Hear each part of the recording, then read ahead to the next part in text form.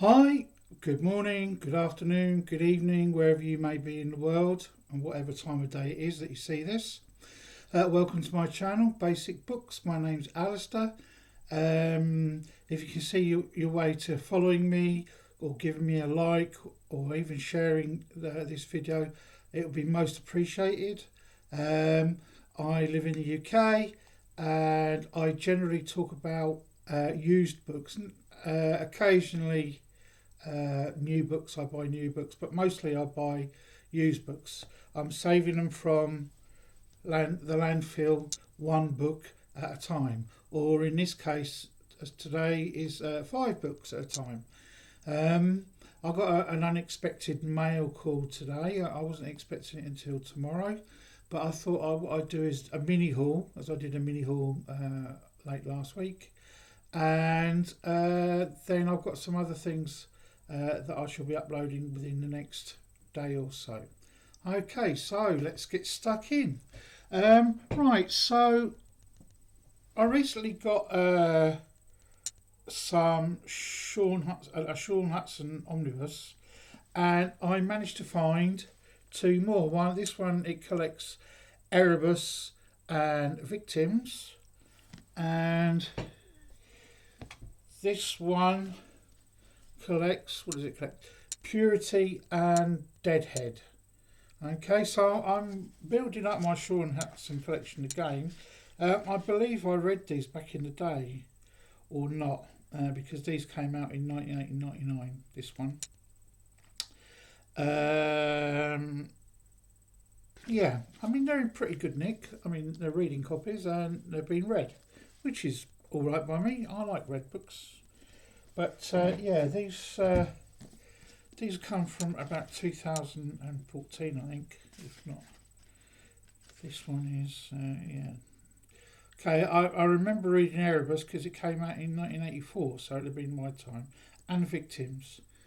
I don't remember reading Victims, but Erebus, yes. Okay, so this was published as an omnibus in 2007. Okay, so it's 19 years old, this omnibus. So great covers, not as good as the old covers, but I'm getting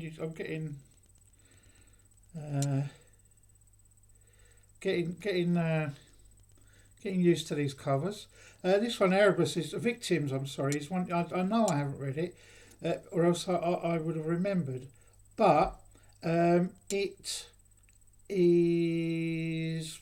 Well, let me read the blurb. So, some are born to be murder victims. Frank Miller, not the comic writer and artist, but Frank Miller, special effects man for countless horror films, knows this. Blinded in a bizarre accident, but given the transplanted eyes of a murderer, Miller is disturbed to find he can spot potential victims. However, as they search for a maniacal killer, the police ignore Miller's offers of help. As the body count rises, Miller becomes a target, but will he stop the carnage or become the next casualty? Okay, so yeah, typical 80s hyperbole there, but or horror hyperbole. But I found this doubly interesting. One because the character is called Frank Miller, and the other one because he's had eye transplants, and it's now 2026. And we still don't have full eye transplants, so there you go. That's those 2.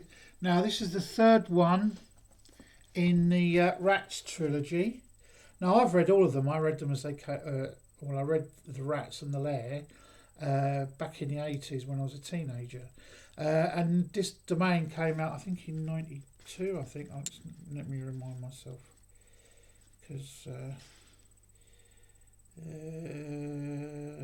No, 1984. Well, right, okay. So this came out in 1984. My dates are all over the place. So yeah, I remember this reading this when it came out. I bought it as new as published, and I remember liking it quite a lot, and how it showed the progression of James Herbert's writing from his first book, The Rats, which, if I remember rightly, came out in about 74, and this one that came out in 84, 10 years later, and the progression of his work through that time.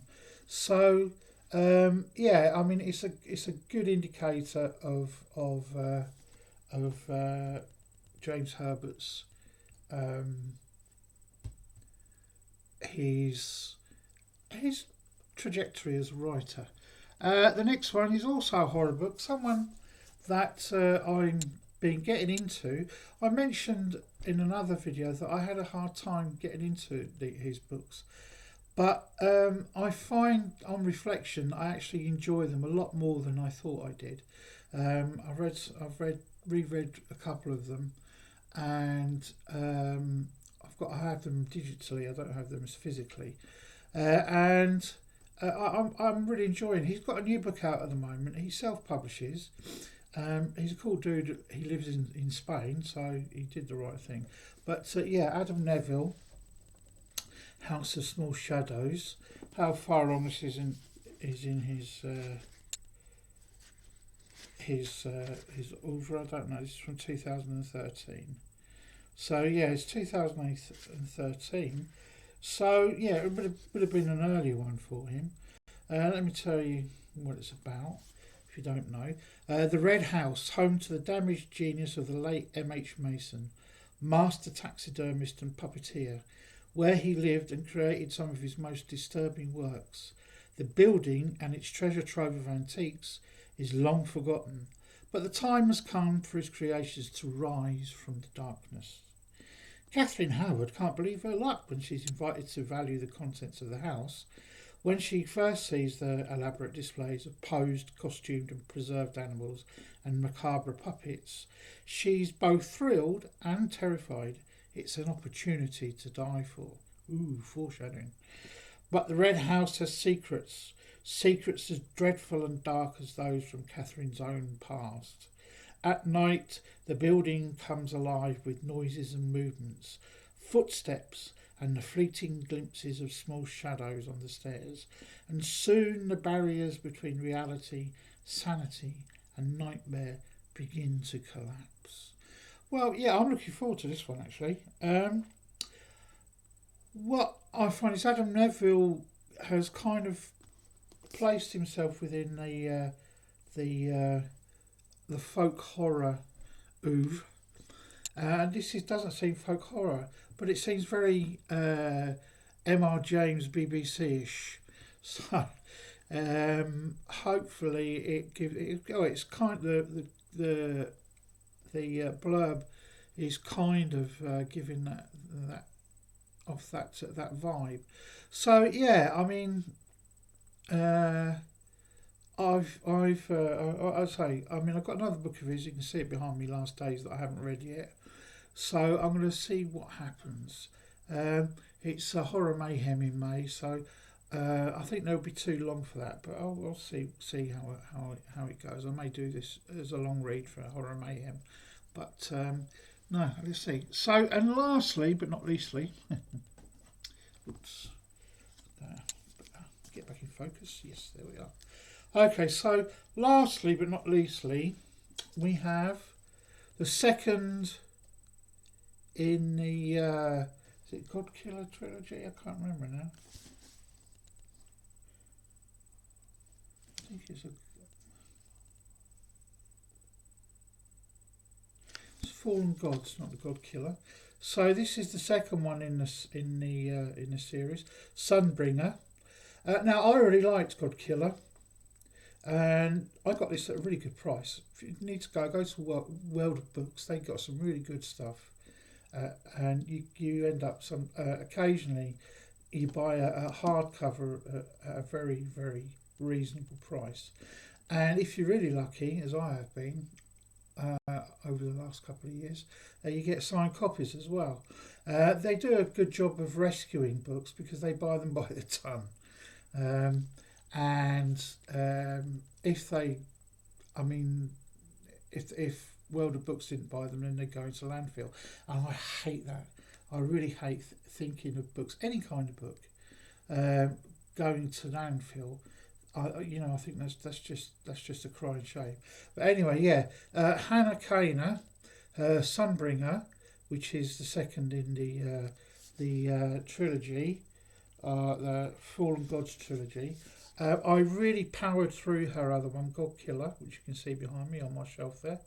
I powered through that and really enjoyed it. So I'm looking forward to reading this. I'm not going to read it just yet. I'm going to give it a little time.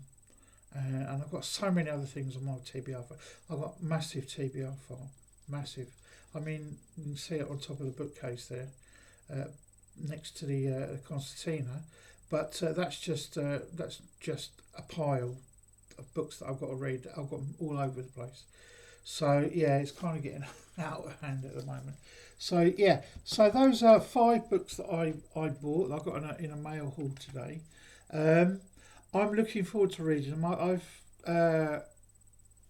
set some things. So I'm going to be travelling next month. I'm off to Spain for a few days at the beginning of May. So I'll probably be reading digitally, as you do. But yeah, that's it for today. For this video anyway, and I hope to see you soon. Once again, if you could give me a like, maybe subscribe, and thank you very much if you do, and hopefully see you all very soon. Bye.